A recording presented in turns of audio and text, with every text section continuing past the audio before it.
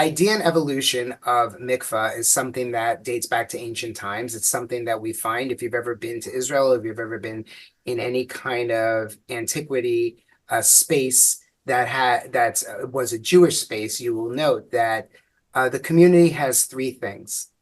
It has a Torah, it has a cemetery, and it has a mikvah.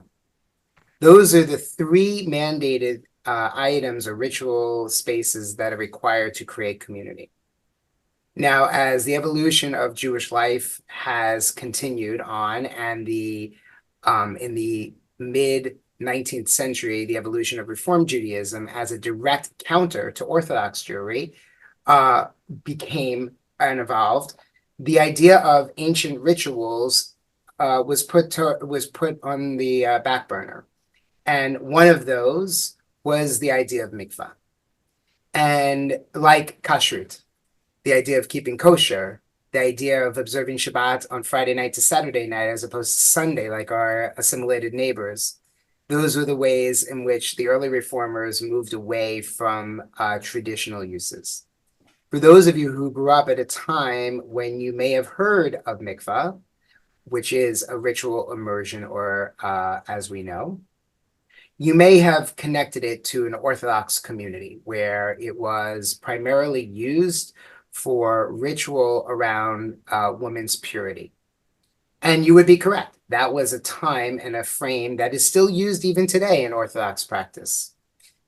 The evolution of mikvah in non-Orthodox spaces has grown quite a bit in the past 30 years, especially in the past 15.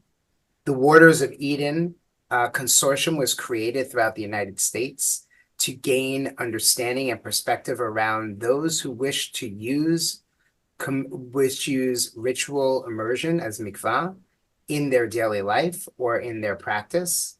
Not that they're using it daily, but that we would be able to use it daily in non-Orthodox communities. And it was a way for us to not only affirm these ancient traditions, but to understand and reimagine what mikvah could mean. So what does it mean for us today? Well, the first thing is to know that anyone who is part of the conversion process at our congregation, and most Reform and conservative congregations throughout the United States, are required to immerse. Well, we live in San Diego, so it's pretty easy to immerse, right? You think, right? Well, you can't go to the ocean 6 months out of the year because it's under 65 degrees. There are people who are fearful of the waters, and you can't immerse babies in waters for ritual practices. So the only option has been for us and neighboring rabbis, when we don't have the limited use of lakes for conversion or the bay, is to go up to LA. And that has been very compromising and challenging over a number of years. We've done it when we have to, but it's not ideal. And years ago, our community, the greater San Diego community, endeavored into the creation of a community mikvah. And it went very far, but it didn't actualize. Didn't actualize for a host of reasons, and that's not our purpose here tonight. Our purpose here is to understand the beauty, the joy, the wonder, the possibility of what mikvah means for us today. So one of the purposes is mikvah for conversion. The other has been a growing evolution of spiritual pursuit. For example, if someone has survived cancer and is a cancer survivor and finishes their treatment, many want to go into the mikvah to use it to create new ritual and new pathways and new chapters in their lives. If someone has been the victim of domestic violence and they've recently removed themselves from a dangerous relationship, they want to immerse, renewed, joyful. When someone gets married before B'nai Mitzvah, when someone wants to, before High Holy Days or before Yom Kippur, wants to immerse, they've used the mikvah in these many ways. And it is a true blessing for us to be able to endeavor to be with people along their journeys. One of the things that I will share just to add to this, to some of the beauty that has already been are some of the personal experiences that I have had over many years, over 2 decades, in accompanying individuals to mikvah. This is not something that is done lightly. It is something that's done with great preparation. It's done with awareness. It's an individual experience. And some of you may be wondering, why did we have to go at 6:30 in the morning when Manny and David said, that we met there? It's because when you immerse in the mikvah, you're not without clothes. And so this is not something that is easy to do. So I wanted to clarify that. And if anybody had a question around that, why we go during these times. It's not always easy. You're always taking a chance, but in order to create something that's private and intimate, you have to create those times and experiences that will work.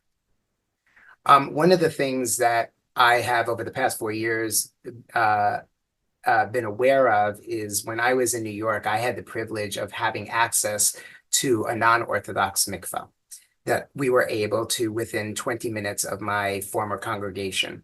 We didn't have any of these questions. We were able to access at need and will.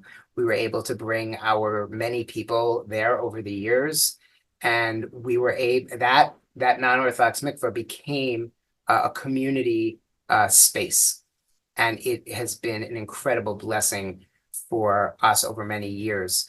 And when I came to San Diego, before I came, I asked my current clergy partners, I said, so where's the mikvah? They said, LA. I said, what? They said, it's a schlep. And I said, okay.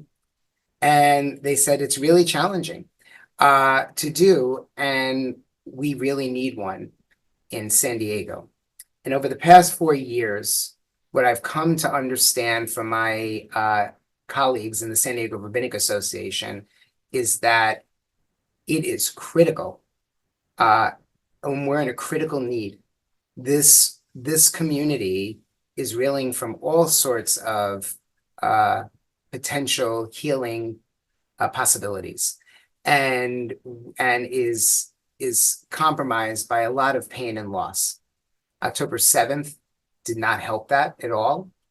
We are all reeling in pain in different ways. And one of the beautiful spiritual practices of mikvah in its current iteration is to provide that additional space and place for that to happen.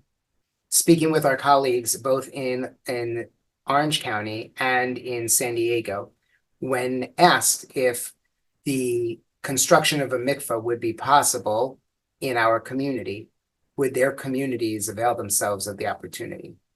100% feedback. Yes, yes, yes. We will join. We will invite people to give to the campaign. We will be there. We feel it's important and critical in our space and place as well. And so we have done a lot of research and due diligence over these past few years, even since my arrival, in just understanding, exploring, and seeing the feasibility behind it. So where is this mikvah? And I wanna start by also saying our lead donors for this that have the opportunity to name the mikvah have graciously decided not to name it after themselves, but they have decided to bestow the name of the Rabbi Cantor Arlene Bernstein Mikvah and Education Center. This is not just a mikvah, it's an education center as well. The space is behind our foster family chapel, which is currently the Zeke Garden. That garden would not go away. Rather, it would be elevated. People can walk on it. People can still enjoy all of the beautiful trees that are part of it, and probably more. And the entrance will be right behind the chapel. And the chapel will be able to be part of this educational center as people come to learn and use it. As you go in, when you enter, there'll be a reception space. And there are several things that are needed as part of a mikvah, though it's a preparation area. There is obviously a bathroom with a shower because you're required to shower before and after you go into mikvah. A meditation space to be utilized as well for individuals, and the mikvah itself. The mikvah will also be ADA compliant, so there'll be access for those who are in need of being lifted in and out of the mikvah. That will automatically be taken care of. The mikvah is a one person at a time use. Don't worry about scores of people coming to campus. This is not going to happen. This is a by schedule usage. But the idea is to create a space and a place that gives a sense of spiritual lift and individual expressions of how one can immerse themselves without having to feel compromised in any way, that anybody is looking over their shoulder, that they're rushing through it because they need to make sure that no one is looking at them from the beach, but they can actually immerse in the water. A mikveh is required to have some what we call natural water, and the natural water has to be entered into the mikveh. Mikveh is usually saline, can be chlorine. This would be saline pool. And in our region of Southern California, you may wonder, well, how does that happen? Well, we have tanks that preserve the water, and so parcels of water are let in that allow for immersion, kosher immersion to take place. You may ask, well, there must be Orthodox mikvahot around San Diego, so why can't we use this? Unfortunately, we are not authorized or allowed to use Orthodox mikvah unless we are following the halachic rabbinic law guidelines in our lives. And many of our people and those that are part of our community and the non-Orthodox community don't follow those religious laws as they pertain to the kosher mikvahs here in San Diego, and we would not be allowed to avail ourselves of those opportunities. But we would open, of course, this opportunity for all of our non-Orthodox friends in San Diego and also in Orange County. And when given the opportunity to go up to LA or down to Orange County, you can imagine what our Orange County colleagues shared, that they would definitely make their way down here. So in closing, this addition to our already beautiful campus is the continuation of the evolution of our spiritual growth and as a congregation, as a community. There are numerous benefits to both educating and learning and immersing. And we have not even begun to explore what the potential of growth will be for our community and the partnerships that will come out of this. But I know, and as you've trusted in us these past few years, that as we continue to look and safeguard the well-being of our beautiful Beth Israel community, know that your full clergy team stand 100% behind not only the design and concept of the Rabbi Cantor Arlene Bernstein Mikvah and Education Center, but that we understand it to elevate the beauty and depth of our tradition in new and profound and beautiful ways. Just as our Reformed tradition has reimagined what Shabbat, what Torah study, what minyan, what prayer and practices look like, you can only imagine when we have and are able to immerse here right on campus, the possibilities are endless.